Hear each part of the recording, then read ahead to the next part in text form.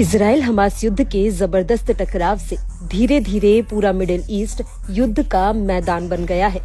Middle east में बम के धमाके, गोलियों की तड़तड़ाहट, ड्रोन हमले, मिसाइल हमले आए दिन हो रहे हैं। इजराइल और गाजा के बीच लगातार जंगी हालात बने हुए हैं। हालांकि हिजबुल्लाह के साथ सीज फायर के बाद इजरायली सैनिकों का पूरा फोकस अब फिर से गाजा की तरफ हो गया है। वो जितने भी फ्रंट से पीछे हट गए थे, अब उसकी भरपाई करने पर उतारू हो चुका है। अब तक के इजराइल के हमलों से गाजा में हर तरफ तबाही का मंजर है। गाजा में इमारतें खंडर में बदल गई हैं, अस्पताल जमींदोज हो गए हैं।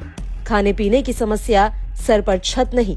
इसके साथ ही कड़ाके की ठंड से गाजा में मासूम बच्चे भी नहीं बच पा रहे।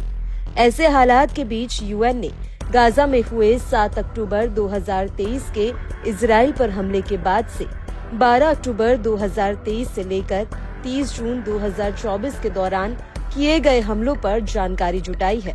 इस रिपोर्ट में कहा गया है कि गाजा पट्टी में अस्पतालों और उनके आसपास के इलाकों को निशाना बनाकर किए गए इजरायली हमलों ने स्वास्थ्य सेवा प्रणाली को पूरी तरह से ध्वस्त होने के कगार पर पहुंचा दिया है, जिससे स्वास्थ्य और चिकित्सा देखभाल को लेकर फिलिस्तीनियों पर बहुत गंभीर प्रभाव पड़ रहा है।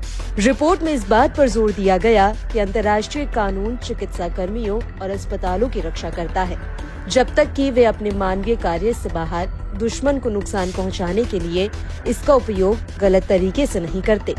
यूएन की रिपोर्ट में बताया गया कि इजराइल ने गाजा के अस्पतालों पर हमले को लेकर गंभीर आरोप लगाया और कहा कि गाजा के अस्पतालों का इस्तेमाल फिलिस्तीनी लड़ाकों और उनके सैन्य हथियारों को रखने के लिए किया जा रहा है, जिसके चलते गाजा में स्वास्थ्य सुविधाओं पर इजराइल के हमले जारी हैं। इस दौरान 27 अस्पतालों और 12 अन्य चिकित्सा सुविधाओं पर करीब 136 हमले हुए, जिनमें डॉक्टरों, नर्सों, चिकित्सा कर्मियों और अन्य लोगों को चोट पहुंची है, जबकि कई इमारतें खंडर हो गईं या फिर पूरी तरह से नष्ट हो गई हैं।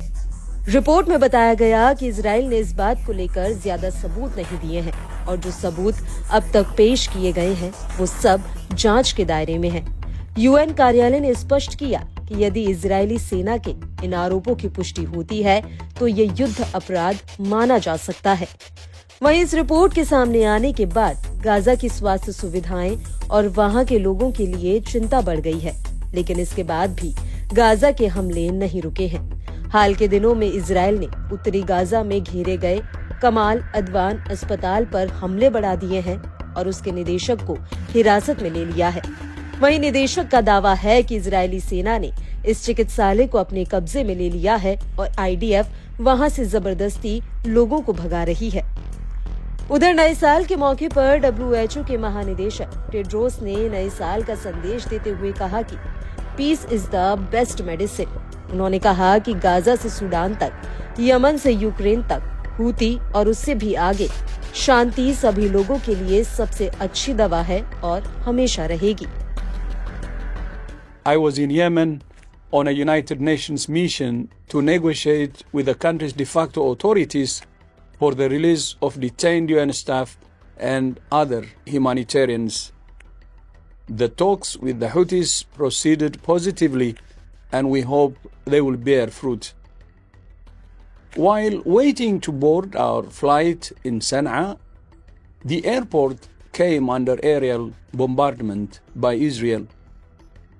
The attack inflicted needless death, injury, panic, chaos, and damage, and was another reminder of the growing threat faced by civilians, humanitarians, and health workers in war zones around the world. These must stop.